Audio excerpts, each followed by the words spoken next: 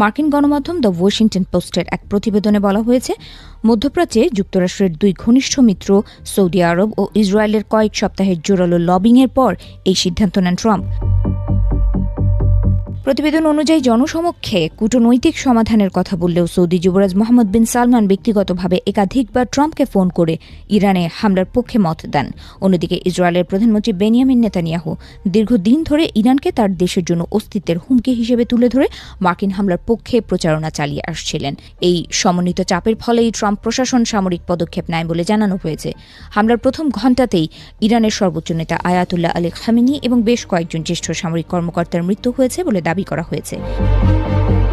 বিশ্লেষকদের মতে এটি যুক্তরাষ্ট্রের দীর্ঘদিনের নীতির বড় পরিবর্তন।